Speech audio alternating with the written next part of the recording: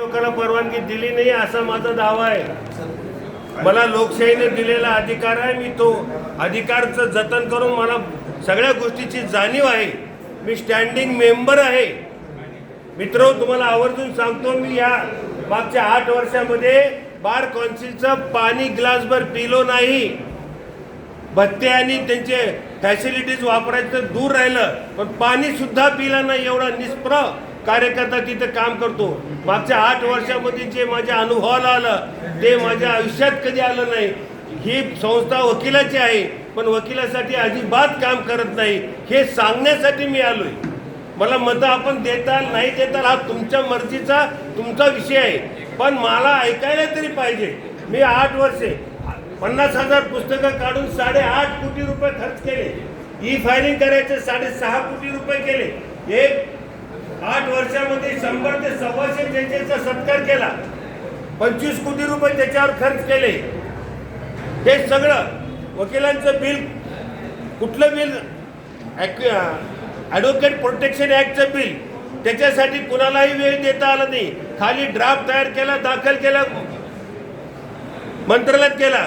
तो जो बसलेला आहे दिल्लीचा मेनन मिश्रा म्हणायचा बार कौन्सिल ऑफ इंडियाचा चेअरमन, मित्र हो, 13 वर्ष झालं बसलाय. त्याला कोणी बदलायची हिंमत केली नाही आणि बदलू शकत नाही. ती हे भागोडे त्यांच्यावर त्याला पडू शकत नाही. मी त्याला बदलू शकतो, पण मला इथलं चेअरमन व्हावं लागेल. मी भारतभर फिरतो, सगळ्या सदस्यांना बोलतो.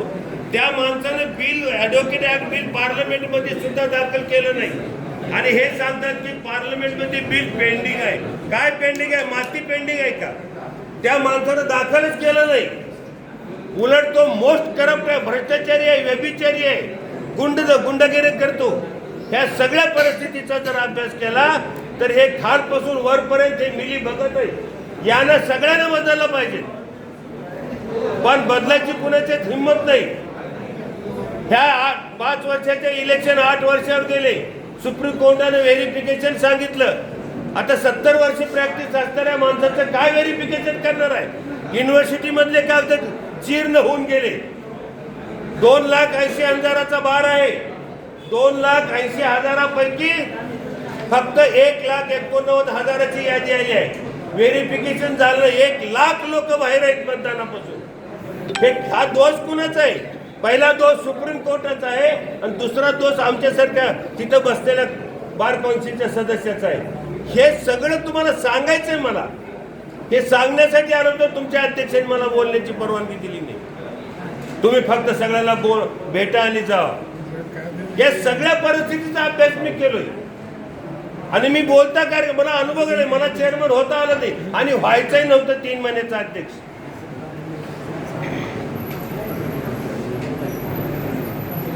मी जी गोष्ट बोलतो ते इमाने इतबारे प्रामाणिकपणे सत्यभाव बोलत असतो. मला खोटं बोलायची सवय नाही, मी बोलत नाही. तुम्हाला वाटत असेल पाणी पिलो नाही तर मी खिशात पुरावा घेऊन फिरतो. एकदा कार्यक्रमामध्ये गवई साहेबांनी मला बाजूला घेऊन जेवायला बसवलं. माझ्यावर धर्मसंकट आलं. त्यावेळेस अण्णाराव पाटलांनी काय करावं, मला एकाने सल्ला दिला की आता तुला जेवावं तर लागेल, उठता येणार नाही. मी मुलं मी जेवणार नाही म्हणून हे काय तुम्ही बघा पावती 500 रुपये बार कौन्सिलच्या नावानं बघून घ्या ना. त्याला मी हात लावायचं नाही काय, खरं आहे ती बघा.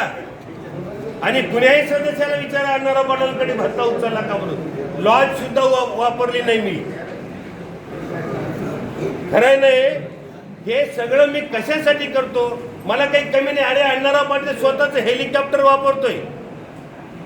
पैशाची काय गरज आहे? आता इथं फक्त सेवा करण्यासाठी, वकिलाला सुविधा देण्यासाठी फिरतोय. एवढा साधा नाही.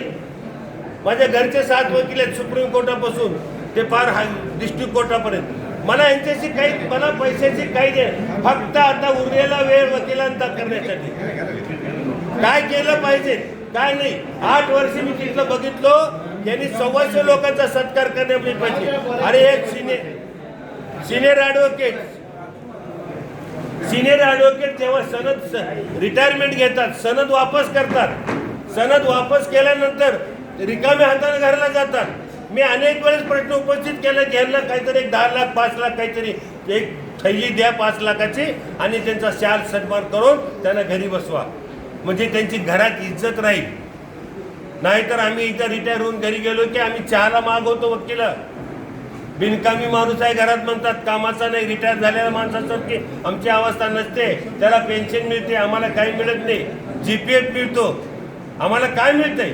पण आम्ही हे सत्कारावर खर्च करण्यापेक्षा पुस्तकावर खर्च करण्यापेक्षा आमच्या वकिलासाठी काहीतरी दिलं पाहिजे. पुस्तकं काढले, 50,000 पुस्तकं, 8.5 कोटी लागले आणि 3 महिन्यात कायदे बदलले. पुस्तकाचे गोटे पुस्तकं आजही गोडाऊनमध्ये आहेत.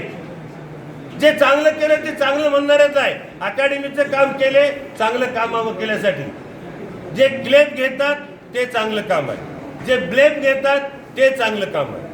हे चांगलं आहे की चांगलं म्हणायला नाही. त्यांनी 2 जागा घेतल्या, अतिशय चांगली गोष्ट आहे. कळव्याला काल परत 100 कोटीची जागा आम्हाला मिळाली, ते चांगलं काम आहे. पण हे काम चांगलं करायचं आणि भ्रष्टाचार करायचं, हे कोण चांगलं काम केलं म्हणजे भ्रष्टाचार करायला मोकळीक का? या गोष्टी आम्ही सांगणार आहेत तुम्हाला. पण मित्रहो, माझा आवाज दाबण्याचा आपल्या अध्यक्षांनी प्रयत्न केला. मी अर्ज दिला, रिसिव्ह करून घेतले. मी तक्रार तर करणार त्या अध्यक्षाची, मी सोडणार नाही. मी कायद्याचा पट्टा, बाबासाहेबांनी दिलेल्या घटनेचा अभ्यासक आहे. मी का साधारण माणूस नाही. 2दा इलेक्शन 9ला आचारसंहिता काय राहते, कोड ऑफ कंडक्ट काय राहते मला माहीत आहे. पण हे वागणं बरोबर नाही. याच्यासाठी मी तुमच्या पुढे वक्तव्य करतो. मला तुम्ही सहकार्य करायला पाहिजे अशी माझी विनंती आहे. मग तुम्हाला काय प्रायोरिटी द्यायची ते यू डिसाईड युअर सेल्फ. तो तुमचा राहायचा, दॅट इज युअर राईट. मी म्हणणार नाही, पण येणाऱ्याला बाहेरच्याला बोलू दिले नाही. आतापर्यंत कुणाला बोलू दिलं नाही. कराडच्या साताऱ्याच्या लोकांना का बोलू दिलात तुम्ही? मला का बोलू देत नाही? त्या सगळ्या बाबीचा आपण विचार करायला पाहिजे. मित्र करणार आहेत का नाही? आम्ही असं गप बसलो म्हणून हे वर मजा मारू लागले. कोर्टेचे आमचं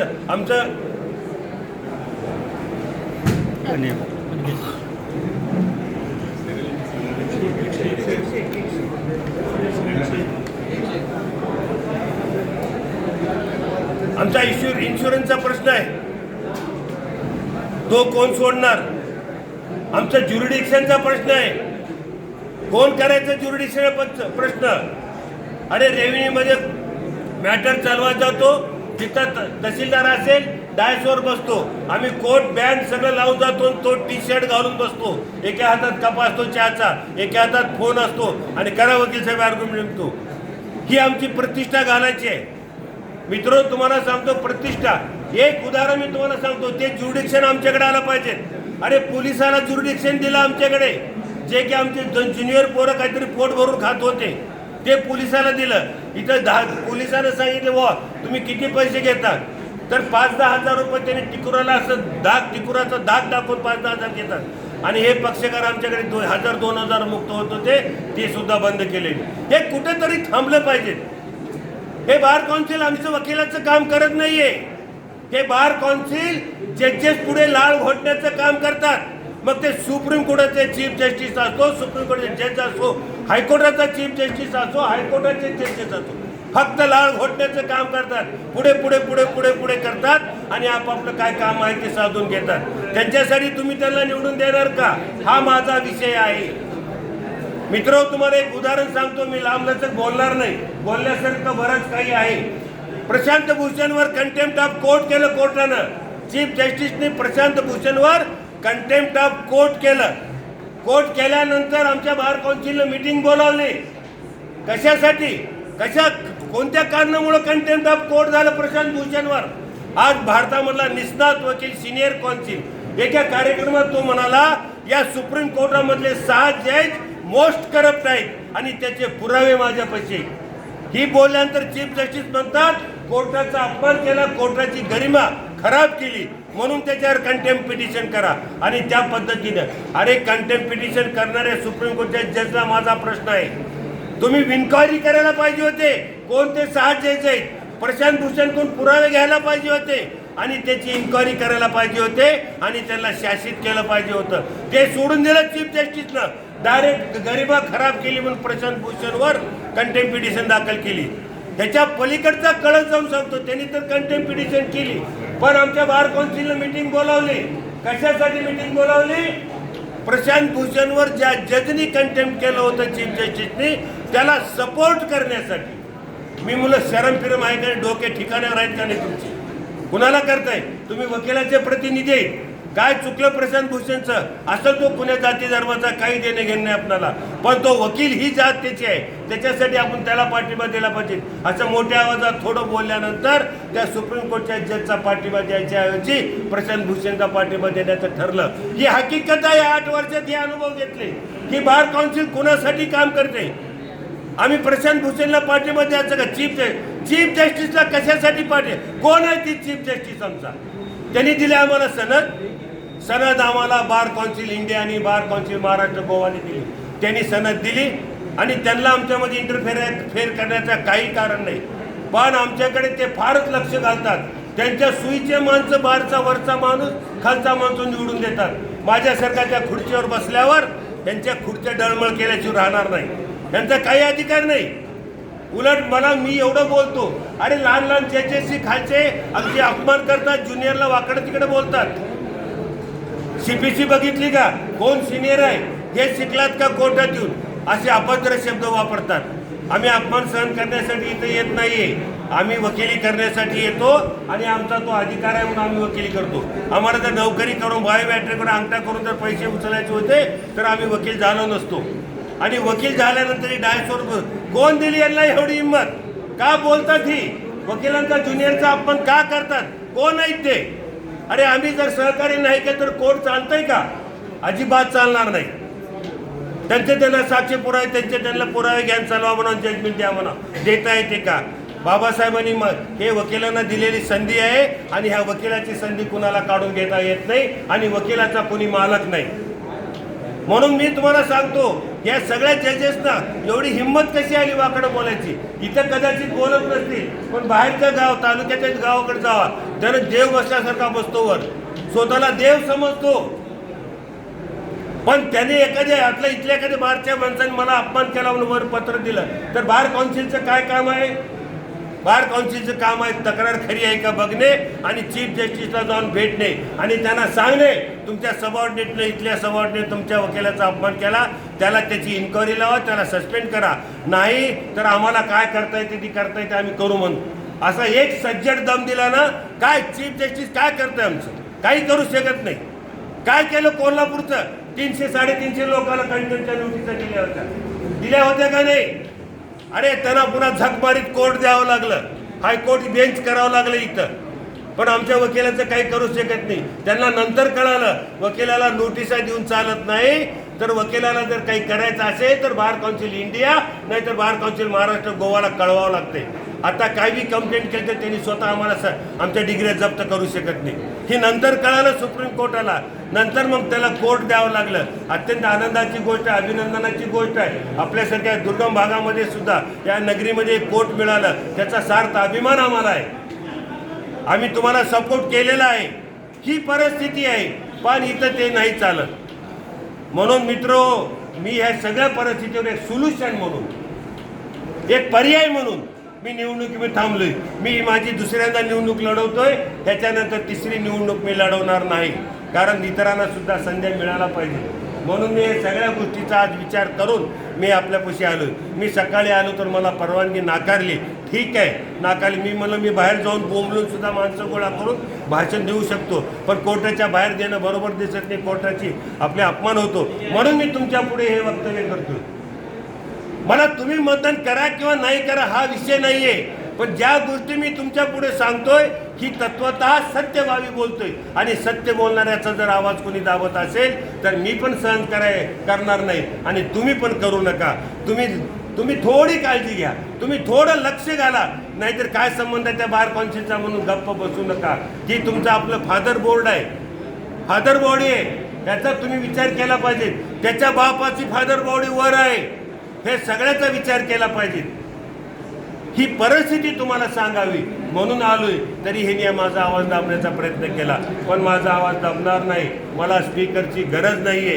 आईवडिलांच्या आशीर्वादाने सगळं काही मिळालंय मला, पण फक्त आता तुका म्हणे उरलो आता सेवेपुरता, फक्त सेवा करणे हा एकच माझा आता उद्देश आहे. मी पाणी पित नाही, पद प्रतिष्ठा आणि पैसा याचं मला काही देणे घेणं नाही, पण जे सत्य आहे ते सत्य आहे. जे सत्य आहे ते लोकांपुढे ठेवलं पाहिजे आणि जे सत्यानं करायचंय ते आपण केलं पाहिजे.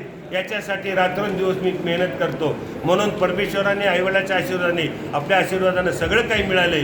फक्त आता मला सगळ्याला मिळावं, सगळ्यांचं समाधान हवं, एवढ्यासाठी मी निवडणुकीत उतरलोय. बोलण्यासारखं बरंच काही आहे मित्र, पण आता वेळ खूप झाल्यानं आपल्याला बी अडचण झालेली आहे. आणि खरं म्हणजे मला अतिशय खेद वाटला की एक अध्यक्ष बार काउन्सिलचा, बार असोसिएशनचा असं बोलतो.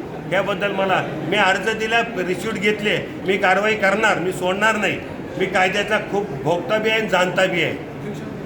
म्हणून तुम्हाला सगळ्यांना विनंती आहे, मला कधी विचारात घ्या किंवा नाही घ्या, पण खरं बोलणाऱ्याच्या पाठीशी खंबीरपणे उभं राहा, तरच काहीतरी या देशामध्ये, या बार काउन्सिलमध्ये चांगलं होईल अशी माझी धारणा आहे. म्हणून तुम्हाला पुन्हा एकदा विनंती करतो, माझा नंबर 101 आला आहे, मी आणला नाही, ईश्वर कृपेनं आलेला आहे. तो 101% मला तुम्ही मदत करणार आहे अशी माझी खात्री आहे. त्याचा विचार करून मी आपली रजा घेतो. जय हिंद, जय महाराष्ट्र.